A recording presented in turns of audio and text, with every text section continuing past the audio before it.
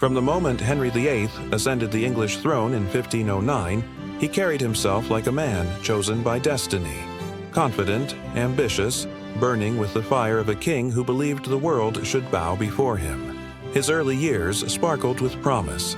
A handsome young ruler, educated, athletic, charming enough to win the love of his people and the admiration of Europe. But beneath that brilliance was a storm waiting to break, and when it finally did, the kingdom watched a gentle prince transform into one of the most feared monarchs in English history. Henry VIII ruled with a certainty that his will was divine. If he wanted something, he believed God wanted it too. And that conviction made him dangerous. Every obstacle to his desires, political, religious, or personal, became a target to be removed. What England saw over the next 3 decades was not simply the rule of a king, but the rise of a ruler who would create more enemies than any monarch of his age.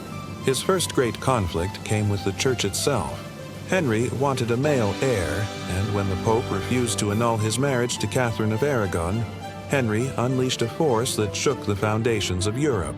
He broke away from Rome, tore apart centuries of Catholic authority, and declared himself the head of the Church of England. To many, this was an unforgivable sin. Overnight, Henry transformed millions of loyal Catholics into potential enemies. Priests who had once blessed him now cursed his name in secret. Foreign Catholic kings watched with fury, and the Pope himself branded Henry a heretic. But his wrath did not stop there.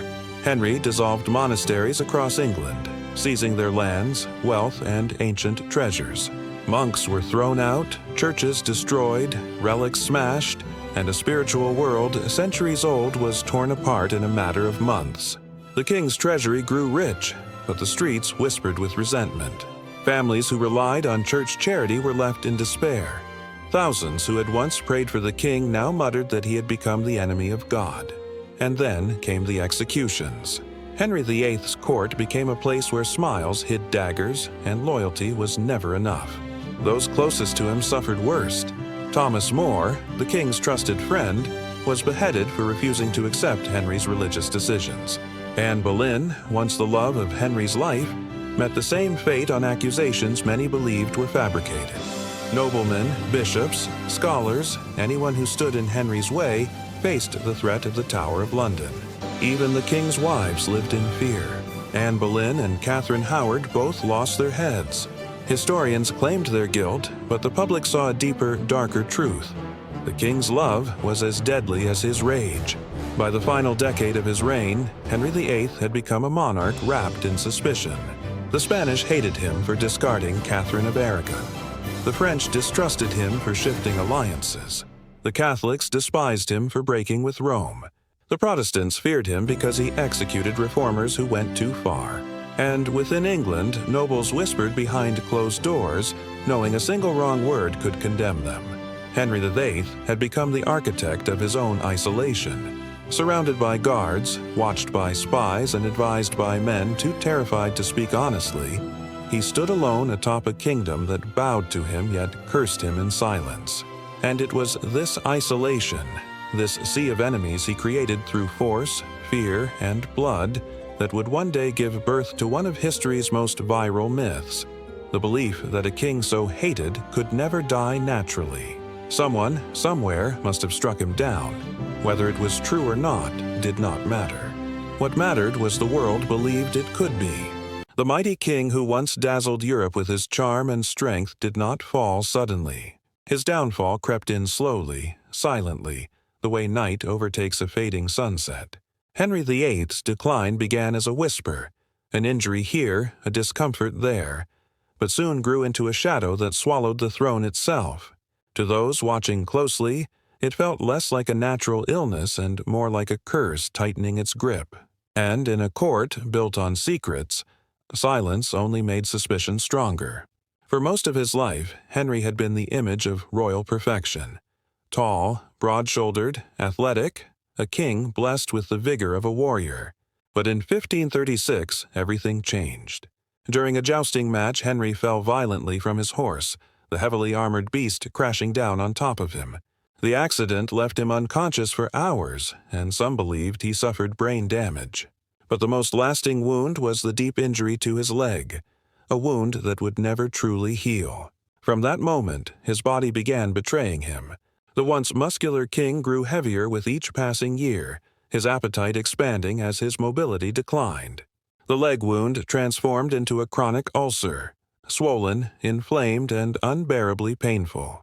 Physicians tried everything: ointments, poultices, even cauterization, but nothing could tame the infection festering deep inside. The foul smell that came from his chamber was so powerful that courtiers dreaded approaching him. Some whispered that the king's body was rotting while he still lived. Yet the physical pain was only part of the mystery. Henry's mind changed too. Once decisive and charismatic, he became unpredictable, irritable, and suspicious of even the most loyal servants. He lashed out at advisors, accused trusted courtiers of treason, and shifted alliances with no warning. Those who knew him best sensed that something was wrong, something deeper than injury or age. Some physicians feared infection had entered his bloodstream. Others believed the king was suffering from what modern medicine would call diabetes or heart failure. But to the people of Tudor England, these symptoms looked like signs of poison, and that is where the whispers began. The idea that Henry was being slowly killed from within started as a murmured observation among servants. "The king's flesh darkens," one chambermaid reportedly whispered. "His eyes cloud at strange hours." Another claimed that every time Henry drank wine, his mood shifted sharply, too sharply to be normal. The court apothecaries, responsible for preparing the king's medicines, were watched with suspicion. A single pinch of the wrong herb could destroy a man's mind or rot his organs from the inside. Who among them could be trusted? The palace, however, responded with silence. Henry's medical records were hidden. His physicians were sworn to secrecy. Access to the king was restricted more than ever before. Visitors were told he was resting, praying, or too busy with state affairs. But the king was not resting, he was suffering. And where there is secrecy, there is storytelling. Outside the palace walls, London buzzed with rumors. Some said Catholic agents had slipped poison into Henry's meals as revenge for his break with Rome. Others claimed an ambitious noble wished to speed the path to the throne. Even foreign ambassadors sent letters describing the king's unnatural swelling, noting that his body seemed to fail him too quickly, too violently to be explained by injury alone.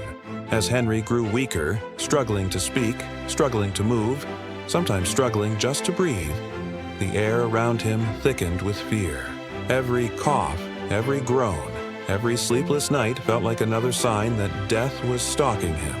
And by the final months of his life, many believed the king wasn't dying of old age or illness at all. To them, it looked like someone was killing him slowly, quietly, methodically. And that belief would explode when the king finally took his last breath. January 28, 1547, arrived with a cold, gray dawn over London. But the city's bustling streets carried little sense of the drama unfolding within the walls of Whitehall Palace. Henry VIII, the tyrant king who had ruled England with an iron fist for nearly 4 decades, was dying. And yet, for all the power he had wielded, for all the fear he had inspired, the moment of his passing would not be witnessed by the masses, and the truth of his death would remain hidden in shadow. By the time the end came, Henry was unrecognizable to even those who had served him for years. His body, swollen and grotesque from years of obesity and untreated ailments, barely fit in his bed. A foul-smelling ulcer on his leg oozed relentlessly, a constant reminder of the fragility that even kings cannot escape. His face, once handsome and commanding, was pallid and marred with the signs of infection. His eyes, once sharp with command, fluttered weakly as if struggling to remember the crown he had worn for so long. The king, who had terrified Europe and reshaped the Church of England, was now a man consumed by pain, silence, and fear. Yet within Whitehall, a curious hush fell. The doors were bolted. Servants and physicians were forbidden to speak of what they witnessed. Courtiers whispered in corners, glancing at one another with nervous eyes, unsure whether their loyalty would protect them if the king passed. In a world where silence could be as dangerous as a sword, the absence of public announcement only fueled speculation. Was this really natural death? Or had someone slipped into his chamber under cover of darkness? The whispers began to take life of their own. and the rumors spread with astonishing speed. London's streets, taverns, and marketplaces filled with tales of poison, sabotage, and secret betrayal. One story claimed that Henry had sipped from a goblet laced with deadly venom. Another insisted a shadowy figure had entered the royal chambers in the dead of night, stabbing the king before disappearing into the foggy streets. Some even suggested that one of his wives or former enemies had finally exacted revenge, delivering justice in a way the court dared not describe. The truth was lost beneath the tide of imagination and fear, as the line between reality and speculation blurred. The secrecy surrounding the king's final hours only made the stories more believable. People could not see the king lying helpless. They could not witness the slow decay that had overtaken him. Instead, all they had were fragments, snippets of servants' tales, strange movements observed from palace windows, and the unsettling quiet that followed his death. Every element was perfect for the human mind to craft a story of murder where none existed. By the time the official announcement came, the myth had already taken root. Henry VIII was said to have been assassinated, despite overwhelming historical evidence pointing to natural causes. Heart failure, untreated infections, and the cumulative toll of years of physical abuse to his own body. Yet, in the imagination of the people, the king's enemies, and later generations, he had been struck down. The king who had once struck fear into every corner of England's court was now the victim of fear itself, a tale more compelling than the truth. Thus, the seeds of legend were planted. The silence, the mystery, and the grotesque image of the king's final days created the perfect storm for a narrative that would outlive the facts. From this moment on, the story of Henry VIII's assassination would travel far beyond the walls of Whitehall, shaping literature, theater, and eventually the viral content that spreads across the internet centuries later. What began as a private death became a public fascination. And in the minds of the people, the tyrant king had finally met a fate as dramatic and terrifying as the life he had lived. After Henry VIII's death, the story of the king's final hours began to take on a life of its own. What had been a private, painful decline became, in the imagination of the people, a dramatic, almost cinematic assassination. The physical reality of Henry's death, swollen, sickly, confined to his bed, was far less interesting than the rumor-fueled narrative that quickly spread through England and beyond. The tyrant king, hated by nobles and feared by the masses, finally struck down by human hands. In the taverns of London, whispered tales grew louder with each retelling. Patrons spoke of poison in his wine, of a dagger slipped into his chambers by a shadowy intruder, and even of a conspiratorial hand from one of his former wives, exacting long-awaited revenge. Each version of the story added more drama, more intrigue, and more horror. What had been a slow, natural death became a story of violent justice. A king who had executed so many, now finally meeting a mysterious end. Foreign ambassadors arriving in England months after the king's passing were briefed on the palace's silence. Their reports, intended as political intelligence, inadvertently added fuel to the myth. Letters and diaries from the time repeated the rumors, presenting them as fact to audiences across Europe. Suddenly, England's mighty king was not just dead, he had been assassinated, and the whispers of conspiracy spread faster than any army. Writers, poets, and chroniclers joined in. They dramatized the events, describing shadowy figures, poisoned goblets, and secret assassins in lurid detail. The story of Henry VIII's death became perfect material for storytellers. A fallen tyrant, a kingdom watching, and a mysterious, violent end. The details evolved with every retelling, shaping a narrative that was far more exciting than the slow decay of illness. And because no one could publicly witness the king's suffering, nothing could contradict these dramatic accounts. Even centuries later, the legend persisted. As historical records were re-examined, the gruesome details of his decline were overshadowed by the assassination stories. Playwrights and novelists emphasized betrayal, murder, and intrigue over medical explanations. In modern times, the rise of social media and short-form videos revived the story for new audiences, presenting Henry VIII as a king assassinated rather than one who died from disease. Viral clips, shocking headlines, and dramatic recreations reinforced the myth, ensuring it reached millions of viewers in a matter of minutes. The assassination story endured because it fulfilled a deep psychological desire. People wanted to believe that power could be violently challenged, that a tyrant could meet his match, and that justice, even if fictional, was served. Henry VIII's enemies, real or imagined, became the perfect villains for a story the public could easily consume. The truth of infection, ulcers, and heart failure was far less compelling than shadowy assassins and poisoned goblets. By the mid-16th century, the legend was firmly entrenched. Across Europe, Henry VIII was remembered not only as the king who reformed religion and executed his enemies, but also as the king whose death was a dramatic assassination. And though history shows his passing was natural, the story had grown beyond the facts, becoming a cultural myth that would persist for centuries. The rise of the assassination legend shows the power of storytelling. It demonstrates how rumor, fear, and fascination can transform history into myth, and how a king's private decline can be turned into public spectacle. What began as a silent death in Whitehall became, in the collective imagination, a story of murder, betrayal, and dramatic justice, cementing Henry VIII's legacy not only as a king, but as a symbol of the viral power of legend. History, as it often does, has a way of being rewritten by the imagination of those who tell it. The tale of Henry VIII's assassination is one of the most enduring examples. For centuries, people repeated the story, embellishing the details, creating images of poisoned goblets, shadowy figures, and secret vengeance. And yet, when the records are examined carefully, the truth is far less sensational but no less fascinating. Henry VIII did not die at the hands of an assassin.